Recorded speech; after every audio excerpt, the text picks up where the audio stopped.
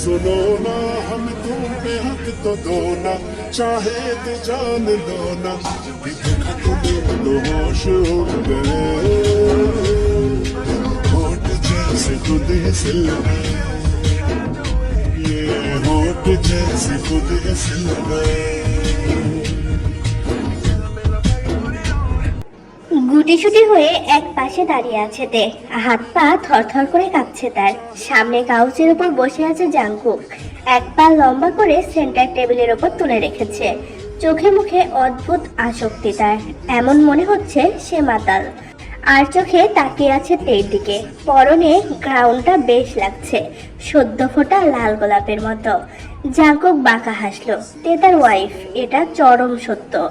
Jungkook আবারও দৃষ্টি বোলালো তের দিকে, গোলাপি ওষ্ঠদ্বয় তীর করে কাঁপছে। জাংকুক আনমনেই বলে ওঠে, একটা চুমু খাই। তে পিট পিট চোখ করে তাকালো জাংকুকের দিকে।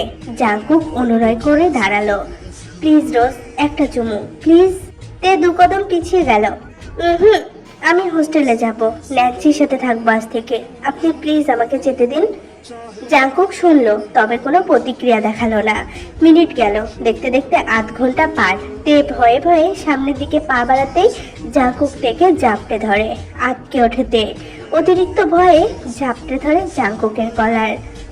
আম গোস্ট, আমি আপনাকে ভয় পাচ্ছি জাংকুক ভাইয়া। ডোন্ট কল মি ভাইয়া, আমি কিছু জিজ্ঞেস করেছি। তে ফের শোধায়, আপনি ভূত নন, তবুও ভয় পাই। এটা না, অন্য কিছু জিজ্ঞেস করেছি। ভাইয়া না বলতে? এটাও না। তাহলে? জাংকুক বাঁকা হাসলো, রাগে গজগজ করতে করতে আচমকাই তের ওষ্ঠদ্বয় আঁকড়ে ধরে।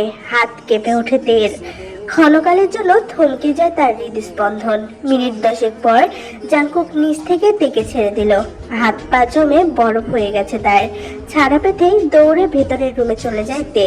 জাংকুক কিয়ৎক্ষণ কাউচের উপর বসে রইল, কিন্তু পরক্ষণেই কি একটা ভেবে উঠে রুমের দিকে গেল। রোজ, রোজ, ওপেন দ্য ডোর। ভেতর থেকে কোনো শব্দ নেই। জাংকুক রেগে যায়, মুহূর্তে রাগের শরীর রেডি করছে তার। এমনিতে রাগ কন্ট্রোল করতে পারে না সে। রোজ, আর একবার বলবো দরজা খুলতে, এরপর যদি আর বলতে হয় তাহলে গড প্রমিস খুব খারাপ হয়ে যাবে। তৎক্ষণাৎ এসে দরজা খুলতে, চোখ তার লাল হয়ে আছে, বোঝাই যাচ্ছে কেঁদেছে সে। জাংকুক তর্জনী আঙ্গুল দিয়ে নাকের নিচে ঘষে নেয়। স্বভাব সুলভ সিল্কি চুলগুলো হাতের সাহায্যে ব্রাশ করে পেছনে ঠেলে। কি প্রবলেম? হ্যাঁ, কান্না কেন? তে এই মুহূর্তে মন চাচ্ছে জাংকুকের মাথা ফাটিয়ে দিতে। কেউ এত নির্লজ্জ কি করে হতে পারে? আপনি অসভ্য জীবন জাংকুক চৌধুরী, ছি, প্রথম থেকে আপনাকে আমি ঘৃণা করি, এখন আপনি তারও বাড়িয়ে দিলেন। জাংকুক চোখ দুটো ছোট করে নেয়। ঘৃণা বেড়েছে? যদি বলো তাহলে আরো বাড়াতে পারি, আর একটা কিস করি। তে রেগে ভেতরে গিয়ে নিজের লাগেজ নিয়ে বেরিয়ে আসে। আপনার মতো অসভ্য জীবন জাংকুকের সাথে আমি থাকবো না। ওকে। জাংকুক গিয়ে আবারও কাগজের উপর বসে। তে লাগেজ নিয়ে মেইন ডোরে এগিয়ে যায়, কিন্তু আশ্চর্যের ব্যাপার, তে ডোর খোলার চেষ্টা করেও সফল হচ্ছে না। ডোরটা ওপেন হচ্ছে না কেন? পাসওয়ার্ড দিয়ে লক করা। এটা কখন করেছেন? এই তো একটু আগে। তে রাগের ঠেলায় সজোরে লাথি দিল দরজায়। পরক্ষণেই নিজেই ব্যথা অনুভব করলো। নেক্সট টাইম ভেবে পা ফেলো। ইউনো, তুমি আমার ওয়াইফ, সেই হিসেবে তো আমার সাথে থাকতেই হবে। তে কিছু বলতে গিয়েও বলতে পারলো না, দাঁতে দাঁত পিষে ভিতরে চলে গেল। জাংকুক যেন হাঁপ ছেড়ে বাঁচলো। রাত প্রায় 2:30। যেহব ফ্রেশ হয়ে ডিনার করে সবে বিছানায় এসে শুয়েছে। মনে মনে ফুর্তি জেগেছে তার, কতগুলো দিন পর অ্যাংরি বার্ডের সঙ্গে কথা বলবে। যেহব ঝটফট আইয়ুর নাম্বারে কল করে। বেঘরে ঘুমাচ্ছে আইয়ু। ফোনের কর্কশ শব্দে কিছুটা নড়ে ওঠে। একসময় ফোন কেটে গেল, কিন্তু যেহব আবারও কল করে। ঘুম ঘুম চোখে ফোন কানে তুলে আইয়ু। Hello, angry bird? আইয়ু থতমত খেলো। এই মাঝরাতে ইংরেজের বাচ্চা কল করেছে? ইংরেজের বাচ্চা তুমি? যেহব ঠোঁট চেপে হাসে। Nice name. আইয়ু কোনো রকমে উঠে বসে। কি ব্যাপার, হঠাৎ ফোন করলে যে? জেহাব আতশোয়া হয়ে বসে। 1 মিনিট। দ্রুত ফোন কেটে ভিডিও কল লাগালো জেহাব। চমকে ওঠে আইয়ু। Video call? আইয়ু ধরলো, তবে ঠিক মতো তাকাতে পারছে না। কি হলো, ভিডিও কল কেন? জেহাব খানিকটা ভেবে বলে, আমার মনোহরিণীকে দেখছি। যত সব ঢং। জেহাব ঠিক করে হেসে ওঠে, কপালে আঙুল ঠেকিয়ে বলে, angry bird, I miss you. আইয়ু আড়ালে হাসলো, কিছুটা ভাবুক হয়ে বলে, তাহলে চলে আসুন বাংলাদেশে। জেহাব চোখ টিপে, আসলে কি দেবে? কেন, কি চাই আপনার? জেহাব দুষ্টুমিন্নায় শুধাই, কিছু তো চাই, জাংকুকের মতো সামথিং সামথিং। ফট করে ফোন কেটে দিল আইয়ু। কি লাগামহীন কথাবার্তা, লোকটা দিন দিন নির্লজ্জ হয়ে যাচ্ছে। আইয়ু লজ্জায় লাল হয়ে ওঠে, মুখে বালিশ চেপে শুয়ে পড়ে। সকাল সকাল জাংকুক ঘুম থেকে উঠে তেকে আশেপাশে খুঁজে চলেছে। আশ্চর্যের বিষয়, মেয়েটাকে কোথাও খুঁজে পাচ্ছে না। জাংকুক কিছু একটা ভেবে কিচেনের দিকে এগিয়ে যায়। মিস মোনা আছে, একমাত্র উনিই জানেন পাসওয়ার্ড। মিস মোনা, ম্যামকে দেখেছেন? স্যার, ম্যাম কিছুক্ষণ আগেই লাকেজ নিয়ে বেরিয়ে গেছে, বলেছে আপনাকে ডিস্টার্ব না করতে। Oh shit, anything wrong sir? Nothing. Miss Mona নিজের কাজে মনোনিবেশ করলো। এদিকে জাংকুক কিছুটা ভাবলো তে কোথায় যেতে পারে। হঠাৎই ফিসেল হাসে সে, হয়তো সে জানে তে এখন কোথায় আছে। আহ রোজ, স্টুপিড রোজ, আমার কাছ থেকে যাওয়াটা মোটেও সহজ হবে না তোমার জন্য। তুমি এসেছিলে নিজের ইচ্ছায়, কিন্তু যাবে আমার ইচ্ছায়। আমি যতক্ষণ না তোমাকে পারমিশন দেব, তার আগ পর্যন্ত তুমি কোথাও যেতে পারবে না। শব্দ করে হেসে ওঠে জাংকুক। রুমে গিয়ে কাবার্ড থেকে নিজের ড্রেস বের করে ওয়াশরুমে যায়। দীর্ঘ সময় শাওয়ার নিয়ে বেরিয়ে আসে। ড্রেসিং টেবিলের সামনে দাঁড়িয়ে নিজেকে তৈরি করে নেয়। পরনে অফ হোয়াইট শার্ট, তার উপর ব্ল্যাক স্যুট, পায়ে ব্র্যান্ডের শু, সিল্কি চুলগুলো বরাবরের মতো হেয়ার ব্রাশ দিয়ে ঠিক করা। টেবিলের উপর থেকে পারফিউম স্প্রে করে। অবশেষে হ্যান্ড ওয়াশ ও ওয়ালেট নিয়ে বেরিয়ে আসে। রাস্তার পাশে একটি বেঞ্চে বসে আছে তে, বেগম আর ন্যান্সি। এখন কি করবি তে? আমার জন্য হোস্টেলে একটি রুম নিয়ে দে প্লিজ। তে, ইউ নো না, এভাবে রুম অ্যাভেলেবল থাকে না। আমি মাঝখানের দিকে এসেছি বলে শেয়ার করে থাকতে হচ্ছে। এখন তোমাকে রুম আদৌ দিবে কিনা ডাউট আছে। তে মাথায় হাত দিয়ে বসে আছে। কি করবে এখন? আইয়ুর ওপর বিশ্বাস করে এখানে আসা একদম উচিত হয়নি। এই যে জাংকুক অসভ্য আচরণ করে, এই ম্যাডলকের বাড়িতে থাকা মানে ও শেষ। ন্যান্সি আর বেগম একে অপরের দিকে তাকালো। সত্যি তের জন্য খারাপ লাগছে ওদের। তে, এখন কি করবি? ন্যান্সির কথায় চোখ তুলে তাকালো তে। বিরক্ত লাগছে ওর, কি যে করবে এখন। তে সামনের দিকে তাকাতে 100 ডিগ্রি কারেন্ট লাগলো শরীরে। ব্ল্যাক মার্সিডিজ কার এগিয়ে আসছে। তে দূর থেকেই চিনে গিয়েছে। তে লাগেজ নিয়ে ভৌদর। পালা তে, পালা, এই লোকটার কাছে ধরা খাওয়া মানে তুই একটা গাধা। তে পালাতে আর পারলো কই, তার আগেই গাড়ি ঘুরিয়ে তের সামনে চলে আসে জাংকুক। তের পা দুটো থেমে গেল। এবারে কি হবে? গাড়ি থেকে নেমে আসে জিয়ন জাংকুক চৌধুরী। জাংকুক সুদর্শন সুপুরুষ, এটা মানতেই হবে। জাংকুককে এই সাদা কালো ড্রেস আপে দেখে হৃদয় স্পন্দন তার গতিবিধি বদলে নিয়েছে। ফর্সা এই পুরুষের মুখশ্রী লাল হয়ে আছে, ঠোঁট দুটো লাল টকটকে দেখাচ্ছে। তে মনে মনে নিজেকে দুটো বিছড়ি গালাগালি দিল। ছ্যা, এভাবে কেন তাকিয়ে আছে সে, বেহায়া চোখ দুটো। জাংকুক 2 কদম এগিয়ে এসে গাড়ির ডিস্কের উপর লাফ দিয়ে উঠে বসে। হাই সুইটহার্ট, এভাবে তাকাই না, ইটস হার্ড। জাংকুকের শেষের কথাটা বুকে হাত দিয়ে বলে। তে আহাম্মক বনে গেছে, তৎক্ষণাৎ নিজেকে সরিয়ে নেয়। যাওয়া যাক।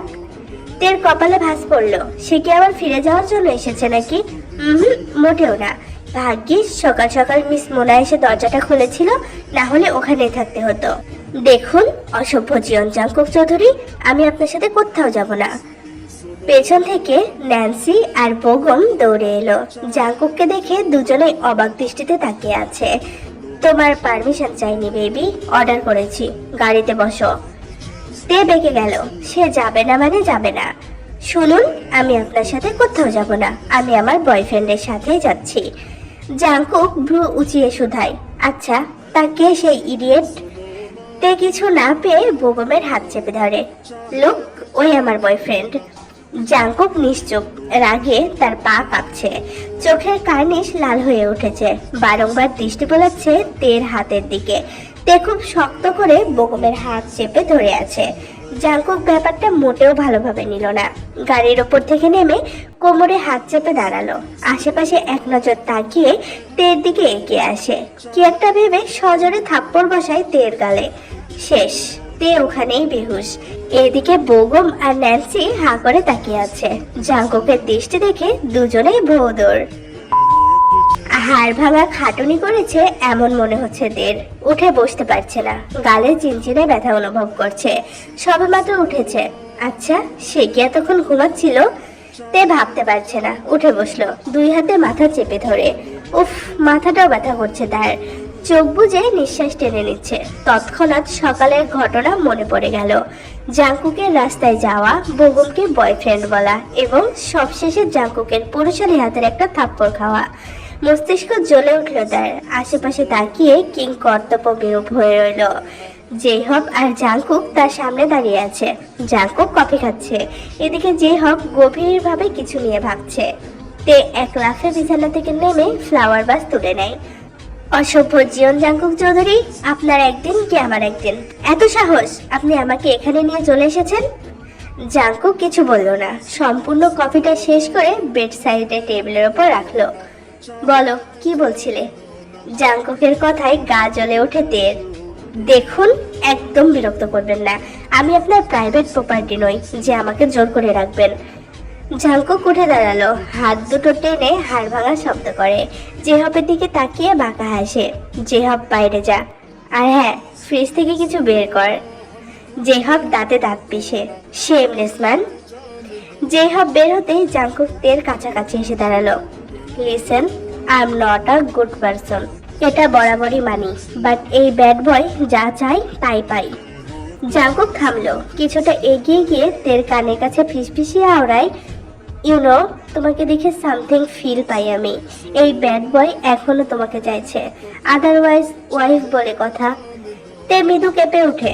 জাংকুকের অদ্ভুত কথা শুনে কানে লাগলো। দেখুন, আমি মোটেও দুর্বল নই, আর না আপনাকে ভয় পাই।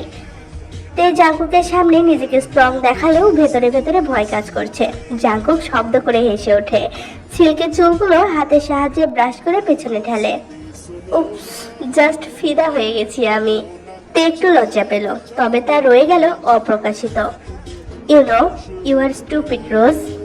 তে এবার চরম পর্যায়ে খেপেছে। আমি স্টুপিড নাকি আপনি স্টুপিড? আচ্ছা, আপনার লজ্জা করে না? হ্যাঁ, এত বছর পর ওয়াইফ দাবি করছেন, একটুও লজ্জা নেই? জাংকুক আবারও গিয়ে সাফায় বসে। ট্রাস্ট মি, আমার মধ্যে শেম বলতে কিচ্ছু নেই। ওই যে যেসব বলে না, শেমলেস ম্যান। আমি বড্ড নির্লজ্জ রোজ। তে ইচ্ছে করছে ফ্লাওয়ার ভাস দিয়ে জাংকুকের মাথা ফাটিয়ে দিতে, কিন্তু না, সে এমন কিচ্ছু করবে না। তে রাগে গজগজ করতে করতে ভেতরে চলে গেল। ঘন্টা খানেক সময় নিয়ে ফ্রেশ হয়ে বেরিয়ে আসে। কিচেনে গিয়ে দেখে মিস মোনা রান্না করে রেখেছে। খাবারগুলো ওভেনে দিয়ে গরম করে দে। কফির কাপ হাতে নেয় কফি বানাবে বলে, তখনই পুরুষালী কণ্ঠস্বর ভেসে আসে, আমার জন্য এক কাপ, অবশ্যই সুগার ফ্রি। তে নাকের পাটা ফুলে ওঠে। সে কি মেড করবে না কফি? তে গিয়ে কাউচের ওপর বসে, টিভি অন করে দেখতে লাগে। তে সবে কাপে চুমুক দেয়। হঠাৎ জাংকুক এসে তের হাত থেকে কফির কাপ ছু মেরে নিয়ে নিল। তের কপালে ভাঁজ পড়ে। অতিরিক্ত চিনি তো, বললাম না সুগার ফ্রি? এটা আমার জন্য ছিল। So what? আপনি কিন্তু বাড়াবাড়ি করছেন। জাংকুক কাপ রেখে এগিয়ে আসে। ইস সুইটহার্ট, এখনো কিছুই করলাম না, তার আগেই। ছি, দূরে থাকুন। তে জাংকুকের বুকে ধাক্কা দিয়ে সরিয়ে দেয়। জাংকুক ফিসেল হাসে। হঠাৎ দ্রুত গতিতে এগিয়ে এলো। তে পিছুতে গিয়ে কাউচের উপর ঠাস করে পড়ে যায়। জাংকুক খানিকটা ঝুঁকে যায়। উফ রোজ, সামথিং সামথিং। তে আবারও ধাক্কা দিল জাংকুককে। টাচ করবেন না আপনি আমাকে। জাংকুক হাসি মুখে গম্ভীর হয়ে গেল। কি একটা ভেবে তের বাহু চেপে ধরে। Touch touch touch. জাংকুক বাহু হাতে কপালে স্পর্শ করে। তে তেতে ওঠে। অসভ্য জিয়ন জাংকুক চৌধুরী, সরুন বলছি। জাংকুক শব্দ করে হেসে উঠল। তে আর পারল না, দৌড়ে ওপরের রুমে চলে গেল। সকাল সকাল জগিং এ বেরিয়েছে জিমিন। সে কখন থেকে দৌড়াচ্ছে, একসময় হাঁপিয়ে গেল। পার্কের বেঞ্চে গিয়ে বসে। এটা কি লাগবে? চিরচেনা কণ্ঠস্বর শুনে হেসে ফেলে জিমিন। হাত বাড়িয়ে জেহবের থেকে ওয়াটার বোতলটা নিয়ে নেয়। কি রে ইডিয়ট, সকাল সকাল এখানে কেন? জেহব জিমিনের পাশে জায়গাটা দখল করে। দেখ শেমলেস গার্ল, জাংকুককে মোটেও সুবিধা লাগছে না। জিমিন পুরো পানি শেষ করে শোধায়, কেন, আজকে আবার কি হয়েছে? কি হয়নি সেটা বল। জাংকুক তেকে ধরে বেঁধে নিয়ে এসেছে কাল। ইভেন আমাকে কি বলেছে জানিস? Something something. জিমিন ফিক করে হেসে ওঠে। ভালো তো, কিউট গার্ল তো ওর ওয়াইফ। শাট আপ ইয়ার, তুই আর জাংকুক একদম এক। জিমিন দীর্ঘশ্বাস ফেলে। আহারে, আজ কেউ নেই বলে আমার এই অবস্থা। So sad. জেহব উঠে দাঁড়ায়, সামনের দিকে হেঁটে যাচ্ছে। জিমিনও নিজের ব্যাগ নিয়ে ছুটলো। আচ্ছা, জাংকুক কোথায়? কোথায় আবার? ওর বাড়িতে, এখনো ঘুমাচ্ছে হয়তো। জিমিন সামনের দিকে যেতেই একটা ক্যাফে নজরে আসে। জেহব, চল ব্রেকফাস্ট করব। No money. প্লিজ। কেন? তোর সেই ফেক বয়ফ্রেন্ড কোথায় গেল? এবার কিন্তু পাঞ্চ মেরে দিব। জেহব হু হু করে হেসে ওঠে। তোর থেকে আমি বেশি স্ট্রং, বুঝলি? ছো, আমি একটা পাঞ্চ দিলে তোকে আর খুঁজে পাওয়া যাবে না। জেহব বলতে দেরি, জিমিনের তার মুখে পাঞ্চ মারতে দেরি হলো না। Jimin, stupid. জিমিন ছুট লাগালো। দাঁড়া বলছি, জিমিন। No way. জিমিন গিয়ে ক্যাফেতে ঢুকে ওয়েটারকে ডেকে নিজের জন্য আর জেহবের জন্য ব্রেকফাস্ট দিতে বলে। জেহব ভেতরে এসে দেখলো জিমিন ফোন বের করে ক্যামেরায় সেলফি তুলছে। হাই ডুড, ইউ ইডিয়েট, আমার নাক ফেটে যেত। So what? জিমিনের কথায় তেতে ওঠে জেহব। এই মেয়ে, এত কেয়ারলেস কেন তুই? আচ্ছা, তুই জাংকুককে ছেড়ে ব্রেকফাস্ট করবি? জেহবের কথায় পাত্তা দিল না জিমিন। দুজনেই ব্রেকফাস্ট করলো। Now tell me, Jungkook loves cute girl, am right? জানি না, বাট জাংকুকের যা ব্যাড হ্যাবিট তা মিস বাংলাদেশে জানতে পারলে সবকিছু শেষ। জিমিন খিলখিলিয়ে হেসে ওঠে। আমার জন্য একটা রিয়েল হ্যান্ডসাম ছেলে খোঁজ নাই ইয়ার। জেহব ভীষণ খায়। সত্যি? তুই বিয়ে করবি? ইয়েস, বিয়ে করে সংসারও করব। জেহবের নাকে মুখে উঠে গেছে শরবত, কাশতে লাগে সে। আরে কুল ডাউন। জেহব জিমিনকে মোটেও বিশ্বাস করে না। দেখ জিমিন, তুই আর জাংকুক দুজনেই সেম ক্যাটাগরির। তোদের বিয়ে হবে কবে, আর আমি আমার অ্যাংরি বার্ডকে বিয়ে করব কবে? উফ, আমার বংশ এখানেই শেষ। জিমিন ফের হাসলো। জেহব একটা জিনিস ঠিক করে নিয়েছে, এই দুটোকে আটঘাট না বেঁধে সে তো আর বিয়ে করতে পারে না। জিমিন বড্ড অবুঝ, আর জাংকুক বড্ড ঘাটতারা। দেখ, তোদের লাইফ নিয়ে কোনো রিস্ক নিতে চায় না। তোরা আমার বেস্ট ফ্রেন্ড, তোদের ছাড়া এক মুহূর্তের জন্য অন্য কিছু ভাবতে পারি না। বাট তোরা তো পাত্তাই দিলি না। জিমিন অদ্ভুতভাবে তাকিয়ে আছে। জেহব এবার মুখ তুলে তাকালো। জেহব সত্যি আবেগী। জিমিন জানে জেহব ওদের কতটা ভালোবাসে। জিমিনের সঙ্গে জাংকুক আর জেহবের পরিচয় 7 বছরের, যেখানে জাংকুক আর জেহব ছোটবেলার বন্ধু। জিমিনের সাথে এখানে জার্মানিতে আসার পরে পরিচয়। জেহব, একটা কথা বলি? হ্যাঁ বল। আমরা না তোকে একটুও ভালোবাসি না ব্রো, তাই তো তোর বংশ নির্বংশ করতে ব্যস্ত হয়ে পড়েছি। জিমিন হেসে কুটি কুটি অবস্থা। জেহব রাগে জিমিনের চুল টেনে দেয়। Devil queen.